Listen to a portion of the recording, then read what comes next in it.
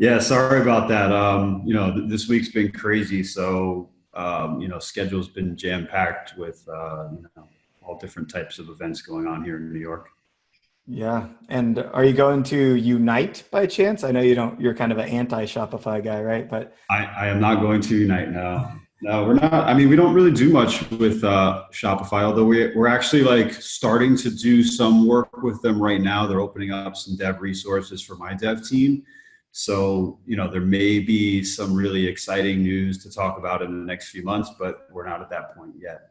I will be in Barcelona at Affiliate World. I don't know if any of your audience, yeah, partakes in that side of the business, but I'll be there in July. And then obviously we're doing affiliate summit here in New York.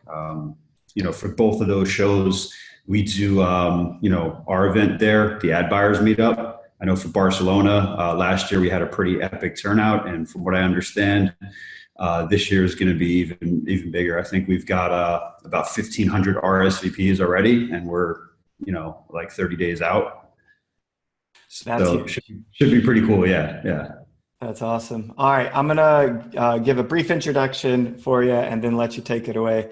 Guys, you are hanging out with Jordan Rolband. He is the president and co-founder of DFO, where he has helped grow the company into a robust international marketing agency. There's also some tech tools on top of this. He's passionate about taking innovation and creativity and turning them into profitable ventures. Jordan delivers expertise across all of DFO's lines of business, including product development, sourcing, advertising, media buying, affiliate marketing, e-commerce sales, SaaS, SEO, and many other things. Last time I heard him speak on international expansion for e-commerce. It's absolutely brilliant. I'm really looking forward to this. Jordan, I'll let you take it away. Yeah. Thanks, Derek. So, I mean, for time's sake, I'll jump right in. Just to give you a little further background. So, I mean, basically as DFO, what we do here at just a very high level is we acquire customers at a very low cost. And essentially we do this anywhere in the world. And I had put together a deck that I was going to share with you guys, but I can certainly send that out and Derek can share it with you at some other point. I think really, what I'd like to do is just talk about some of the experiences, that I've gone through over the years in really being an international marketer. And it wasn't always that way. So, when I first started in the marketing industry, really my background, in the company that I had built was really focused on only marketing into the US. And about 7 years ago, when I had met my business partner, he gave me a much broader perspective on, really thinking about moving and expanding, the business outside of the US. So, we basically, within, let's call it the first year of business, we went from, selling in the US and then Canada. And then we started to broaden our horizons and moved into the UK. And we did that successfully for about a year. So now we're probably on year 2 of the business. And, we really wanted to go after more of the world, right? We just saw the opportunities. We saw that, with some of the activities that were taking place, in Asia and also in certain countries within Europe, but also Latin America, there was opportunity, to not only sell product, but obviously to arbitrage that traffic there.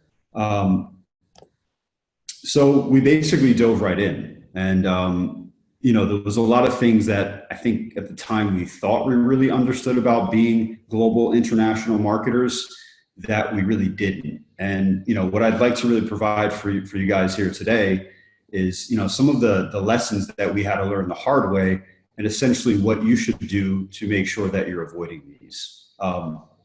So one of the first stories that I'll share with you is a really interesting one, and it goes back quite a few years, and it was this really into one of the markets that has now become my favorite market. But at the time, wow, it was a really troubling one. And, as mentioned, so, we were selling in the US, Canada, the UK, we expanded out into Europe, and we decided that we were going to take Brazil on. And, we hadn't marketed into Latin America at all at that point. So we worked with a company that we found that basically told us they would be able to do fulfillment for us. We set up some very, what I would call, weak banking structures that didn't really cover us. And we basically set out to start selling a product there. The first few months of the campaign looked really great. We were scaling, we were profitable. We were profitable on both the product side, but from a media perspective. So we were doing really well there. And then we ran into some trouble. So in 2015, and in Brazil, just to give you some background, there's constant issues with currency fluctuation there. And basically we had scaled up to a point where I think we were doing anywhere from 800 to 1,000 sales a day, right? So we were doing pretty good volume there. And I came into the office one morning and, I opened my computer and I was reading through the news. And I read an article that basically said, massive currency fluctuation happens in Brazil overnight. And basically the currency at that point had lost a third of its value. Now, if we were smart, this probably wouldn't have really mattered very much. But at that time, we only knew what we knew, and we didn't have proper banking set up, locally. And therefore, the money that we were holding that we thought was worth X was now overnight essentially worth 1/3 less of what we thought, which basically wiped away any of the profit that we made on the product that we made on the profit that we made on the traffic side, and essentially any of the other profits. And we really had nothing that we could do to combat that. So the reality is we took a significant loss, a 7-figure loss. We were able to push through, but after that, we realized that if we were going to work into markets that were dealing with instabilities at certain given times, that we wanted to make sure we had a much more robust structure in place. So immediately after that, we basically started to work with a local payment processing company.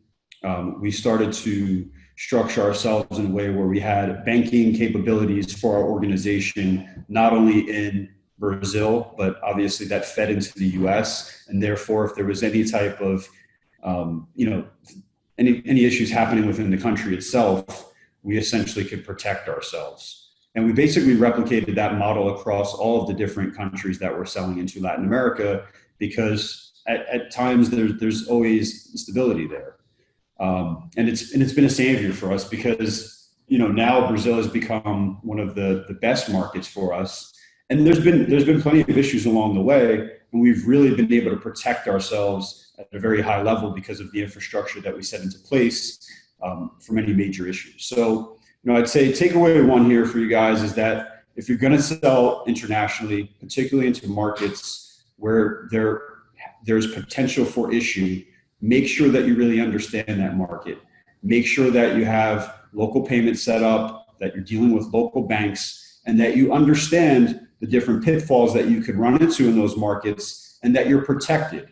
So for whatever reason, if there is an issue, and even if you couldn't protect yourself from that issue, you're not wiped out overnight. Because fortunately for us, by the time that we started to sell in Brazil, we were already a fairly large organization. And while we felt that hit, it wasn't crippling to us. But I know people that have sold into those markets. I know a group of guys that were selling into Brazil a few years back. And they basically got wiped out by an issue that happened there, and they weren't able to recover. So really do your research, understand the markets, and understand any of the challenges that come along with it. And if you do that, you could sell in these countries at a very high level. And believe me, once you start to figure out the markets and you unlock them, there's certainly a lot of room to make significant amounts of money there. And that, I think that leads me to my, my second story that I want to share with you guys. This also is a story that happened to us in Latin America. Part of that learning experience. And it was, a little bit of a different story, but it was more so on the fulfillment side, right? So we had the success in Brazil, and we decided that, with that success, we wanted to start opening up new markets. So, the first ones that we opened up were Mexico, Colombia, and Chile, because from what we understood at this point and from the processors we were working with, these were the easiest markets to sell into. They had, stable banking there, and fulfillment wasn't a massive challenge there, right? And we had dealt with some minor fulfillment issues in Brazil, but really nothing major, right? And any issue that did come up, we were able to work with our fulfillment company to solve the issues fairly easily. So we conquered those markets and we were doing really well. And we decided that we wanted to open up some other markets. And Argentina was a country that we wanted to expand into. And I have to say that we had been warned by people that Argentina was a very challenging market to sell into, not from a banking perspective, but from a fulfillment perspective. But at that point, I think we were a little, we got a little cocky. We were very comfortable selling into Latin America. We had some people on the ground there. So we felt that we would be able to execute at a very high level. So we opened up the market. Essentially, we figured out, our hero product that we were going to start selling there. We built a number of different upsells. We figured out the traffic very quickly. And, within a few months, we were sort of replicating that same success that I described to you earlier in Brazil, in Argentina. Notice at a lower level, just because the population there is smaller, but we were having some really great success in Argentina. And one day I was talking to the gentleman that runs the call center for us, and he's telling me that there was a ton of complaints that started to come in, right? And the way that the complaints work is, you don't feel those complaints immediately, or especially in Latin America, because unlike the U.S., where people here are used to, receiving their products, and with Amazon now, sometimes within a day or 2 to 3 days, in Latin America, people are willing to wait anywhere from 15 to 30 days for product. So this was about 45 days out, and we were having a conversation, and basically it was telling me that. Customers were calling in and they were complaining because they weren't receiving their products. So, I did some investigating, and I really couldn't find anything. So the team started to really look into what was going on, and our pages were working. The social, all of our social sites that we were running on, there wasn't like a slew of complaints, but there were some complaints coming in. I spoke to the fulfillment company, and we basically did some checking there and tracking of packages, and everything was being delivered. And anyway, come to find out, after doing some like deep digging with our fulfillment partners and some friends that we had on the ground there, is that someone within customs was basically taking all of the packages from us. Instead of those packages ever getting to the customers, they basically were taking our product and putting them on eBay and reselling them. So what happened was, I think we had sold about 5,500 products there over the course of a few months, and 400 of them made them out to the customers, and the rest of them wound up on eBay or were being sold in the black market somewhere. So we basically reached out to the customs there to get involved, and what we learned is that they're not overly eager to work with with foreign companies, particularly companies that are based, in the U.S. or the EU, and we really weren't able to make any headway there. So essentially, we had to pull out of the market, and again, just as in Brazil in that first initial run, we wound up taking a pretty big loss there, because we had to refund all of the customers, because chargebacks started to spike, natural refunds started to go up. We didn't want to wind up with any issues with our banking partners. So we had to basically make a decision to refund every single customer that we sold product to.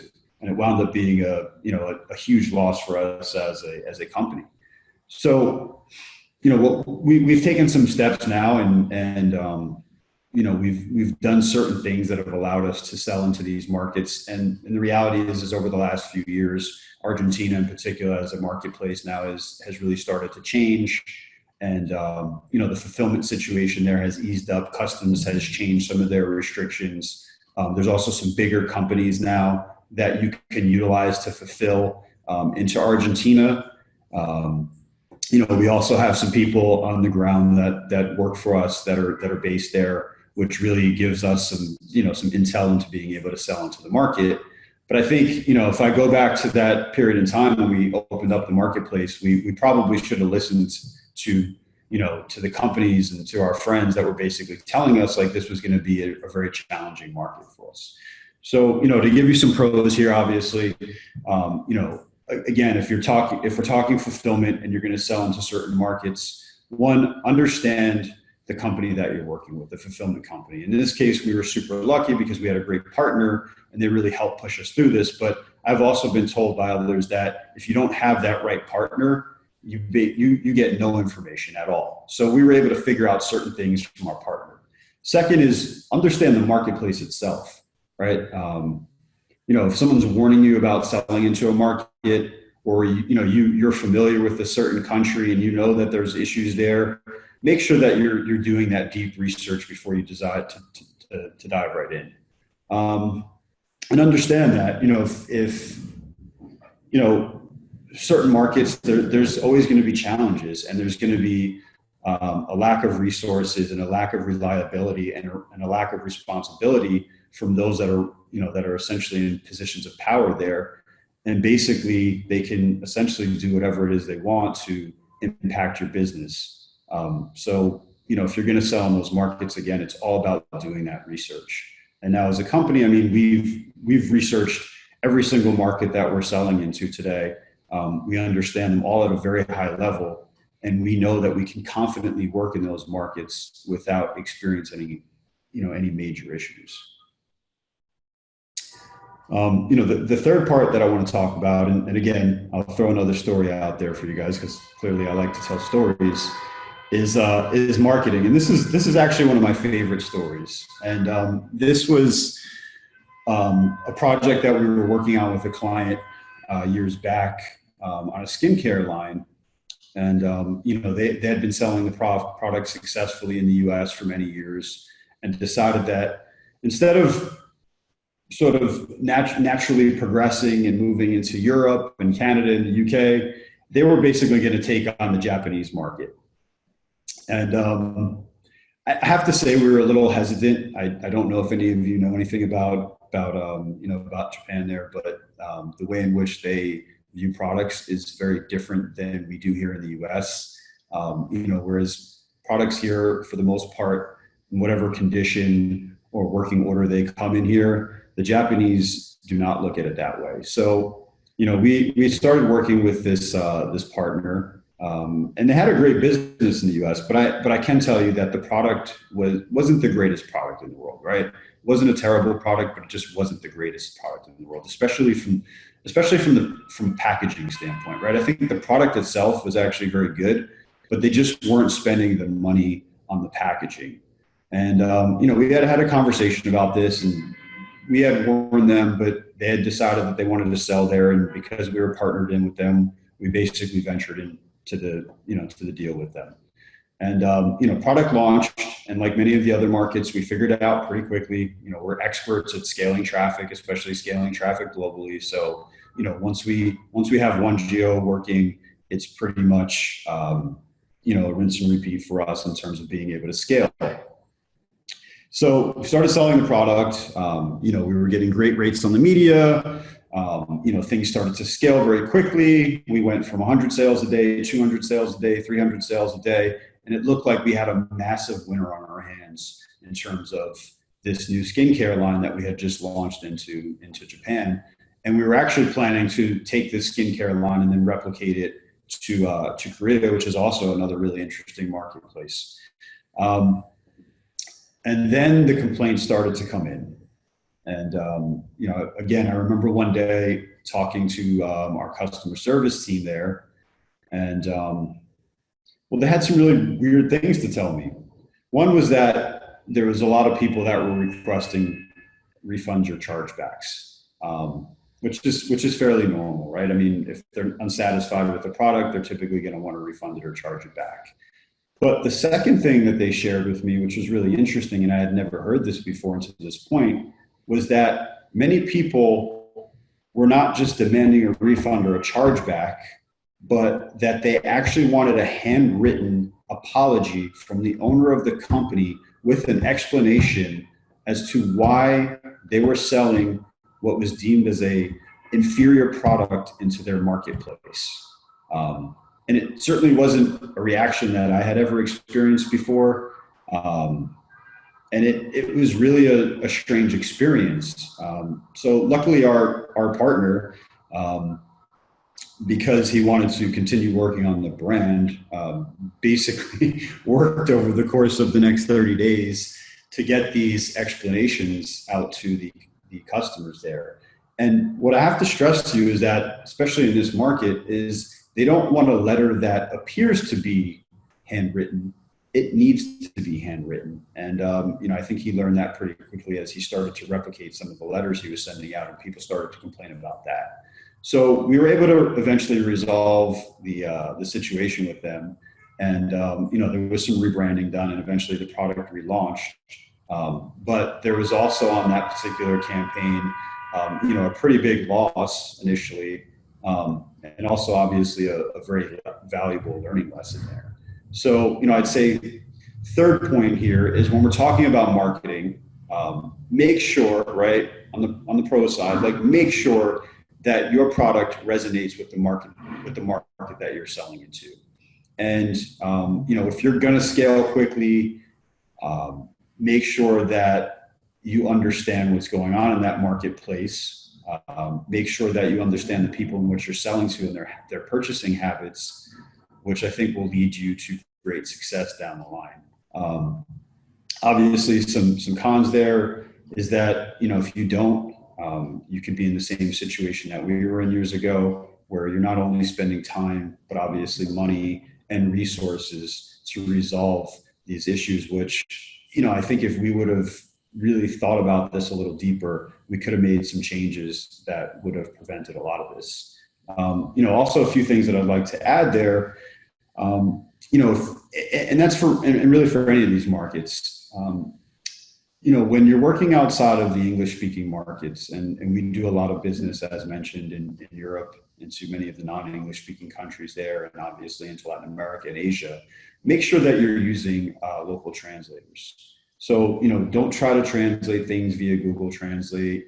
Spend the money, find the right translator, and find the right translator that has marketing experience. So you can basically localize everything for the people that you're selling product to. It'll improve the overall experience. It'll improve the way in which they interact with the brand. It'll improve your lifetime retention with the customers there. Second is make sure that, that you really understand the culture there at a high level and understand what you're selling. And ensure that you're creative and those assets that you're putting out in the marketplaces meet with regulation, but also make sense. Because we've also had situations where in the past and today, we, as a company, we essentially have, local marketing people, that are working for us for each particular market that we sell into. But in the past, we used third parties and, we tried to cut corners.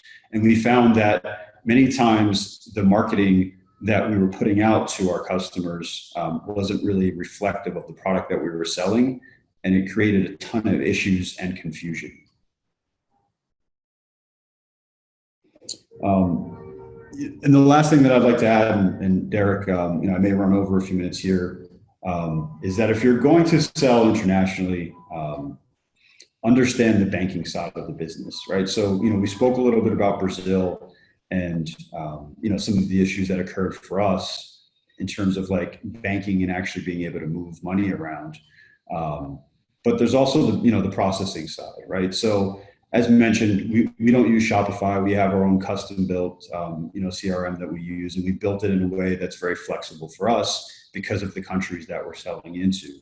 And, really what it's allowed us to do, which, I know platforms like Shopify and some of the other platforms that are out there are starting to do this now, but, a few years back, they just weren't, is we were able to have a very robust global banking structure put into place. So in other words, in the US, people pay, through Visa, MasterCard, American Express, and PayPal.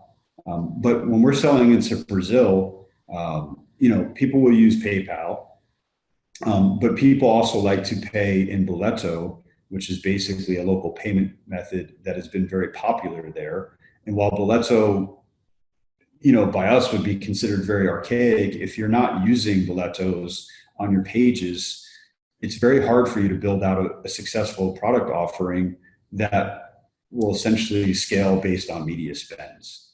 Aside from that, in Brazil, we've been using installment payments. And I see that there's more companies now in the US that are starting to implement installments. Installments in a country like Brazil and many countries in Latin America have been a very powerful tool for us.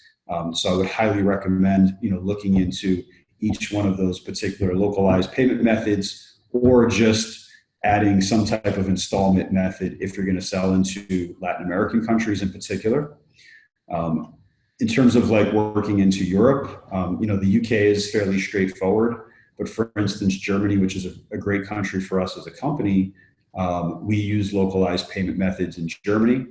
We also rely heavily on PayPal in much of the EU because, whereas PayPal penetration is fairly low in the US, it's very high in the EU. And we found over the years that if we want to build out a solid offer that's really going to scale and will outperform our competitors without having PayPal involved in one way or another, it's very hard to do that. And we also know that if we're selling a similar type product to somebody else and we have PayPal and they don't, we know that we can take market share from them very easily. So, just something to think about there. And that goes for the Netherlands, France, and a host of other countries throughout the EU. And then obviously, if you plan to sell into Asia, you have to understand the local payment methods in all of those countries. Korea has, the payment methods that they prefer there. China obviously has a totally different payment system than what we're used to here in the US, as do many of the other countries throughout Southeast Asia. Jordan, wow. And maybe we'll save that that PayPal story you told me a while back for another day. Yeah, that's a story I can laugh about now, but that was a pretty interesting situation for sure. Yeah. Thank you so much for breaking this down for us. I think you probably scared a lot of people out of international expansion, but I think the kind of takeaway is to do it in the right way, and really, I think there needs to be. Yeah, I mean, certainly, like the goal is to not scare anybody out of it. It's really to just get people to think about it in a way that will allow them to do it effectively. Because selling into the U.S., I mean, for many of us, right? Like the U.S. is a very easy market to sell into. And I think selling into many countries outside of the U.S. is also just as easy, but you have to be strategic in the way in which you go about doing so, right? So just saying that, hey, I'm going to set up a campaign in France or Germany tomorrow, and I'm going to use Google to translate it, and I'm going to use the same banking systems that I have in place for the U.S., and I'm not going to think about any of these things, and I'm not going to localize my payment, my pages. One, you're setting yourself up for failure. Two, for companies like myself, you're just not going to be able to compete with us, right? And the reality is that like we live in a big world. On one hand, I'd like to say, sure, like I don't want to compete with anyone. Like it makes it easier for us. But the reality is like, we have 7 billion people in this world to market to. Like it's better if everyone understands how to play the right way, because by doing so, we can all be successful and we can all learn from one another. Love it. Jordan, you didn't get to talk that much about, I want to know about the CRM platform. What might people be interested to learn about the product offering? When would they want to contact you or DFO to do business with you? Sure. So, for anybody that's looking for a flexible solution in terms of tech on the CRM side, we've basically built out a highly flexible solution. It has a funnel builder built that lives within the CRM itself. So it's, I call it like a sort of a variation between like a Shopify and a ClickFunnels. We've been using it ourselves for the last almost 7 years now. And we've built it in a way that, as I mentioned earlier, really allows you to scale from a very global perspective, right? With banking integrations, The customer service feature built within the CRM actually is great. It does all the translations. So, for instance, if you're selling into France, you can actually speak to your customers, and the CRM will do all of the translations for you within the system, which is a great feature. So yeah, I mean, if your audience is interested in hearing more about our CRM or talking to me about traffic or just overall global expansion, they can reach out to me through a few different ways. So our site is dfo.global, and they can just fill out the form there. You can also email me directly. It's jordan.rolband@dfo.global. Or you can check us out on Instagram at DFO Global BC. Is Instagram the platform of choice for you? Not really. I heard Greg speaking before about, celebrities and influencers. And while I think we also like to play in that game as a company, we don't really utilize social media so much because it just hasn't been a highly critical component for what we're doing right now. And you mean, except for the massive amounts of ad buying you're doing? Well, yeah, but that's that's the secret sauce. Yeah, of course. I mean, it makes a lot of sense. If you can figure out those components, you're going into a market that has less competition. So if you're doing okay in the US, you can find margin there. But I agree that. And also you could be doing great in the US, but also decide that you want to scale your business, right? And I mean, let's say you have a business that's doing $10 million in revenue a year here in the US. Well, if you move that business into now 6 or 7 or 8 other countries, and even if you can't do $10 million in each country, if you can do $2 or $3 or $4 million in those 7 or 8 countries, you now have a serious business. And from I know a lot of people that are into e-commerce now are also looking for exits at some point. From a venture perspective, look, if they're looking at your company and they're saying, okay, well, you're selling this product here in the US, there's many people doing this, great. Like, what's so interesting about your brand? What's so interesting about the product that you're selling? But if you're one of the companies that is now branched out and is having success in all of these different countries, you now become a much more interesting company from a exit perspective. Yeah, they want to buy global brands. And does that mean that somebody like you is buying these local brands, like US brands, and trying to flip them internationally? I mean, we definitely look at acquiring companies here in the US. We also look at acquiring companies that, that are obviously working outside of the US and are just looking for an extra push. And we even do partnerships with companies, right? So the way in which we work is we run our own product offerings, but we have a whole other side of the business that's really just focused on third-party clients, right? Whether we're driving traffic for them or we're providing them with CRM services or customer service services, or just working with them on JVs where we can collaborate together to help provide scale. And, well, I think we've been great at doing a lot of these things and figuring out, how to fulfill in international markets and the marketing and the banking. The reality is that as a company, we are a traffic first company, right? So our expertise lies within buying and selling media. We have a fairly robust global internal team that's doing a lot of media buying. And then we have the affiliate arm of our company where we have, 1,000 affiliates that we've worked with over the years that obviously know how to scale offers as well. Wow, that's powerful. I love it. Jordan, thank you so much. I'll go ahead and let you go. And I just have a little closing bit to everybody who's left over here. And thanks for working with me on the timing as well. Yeah, thanks, man. Take care. Later. Awesome. Guys, this is a wrap. Can you believe it? That was just insane. What was that? 13 sessions, tons of value. I love what Jordan just said. Jay, Greg, moving all the way back to the beginning, we talked about SMS, we talked about customer service a lot. We talked about operational cash flow. As far as I can tell, we've really covered a lot, but we haven't covered it all. So I want to quickly just thank you for attending this event. I want to thank the sponsors, Gorgeous, Brex, SMS Bump, and Global Apps. I want to thank our partners, Bazaar Benefits, Growth Marketing Conference, and Store Tasker. I want to thank all of the partner speakers who attended. ShopPad, Farah, the list goes on. I'm blanking on everybody else. There's a lot of exciting things coming from e-commerce tech in the future. We're going to continue to do events like these virtually that will be free for you to attend. Always keep an eye out in your inbox for that. We're going to be releasing our 2020 theme and roadmap for events as well, and I'm really excited to share that with you guys soon. Looking forward to helping you improve your tech and tool stack and having you have the information you need to make the right decision based on the stage of your business so that you don't make the same mistakes I've made. Jay has made plenty. Jordan, you just heard the multi-million-dollar mistakes that he's made in his business that you can now avoid thanks to the information from an event like this. I really hope you feel the value. I hope you take action on the decisions or on the information you've gathered, make the right decisions, and I look forward to seeing you back at the next event. I'll see you guys next time.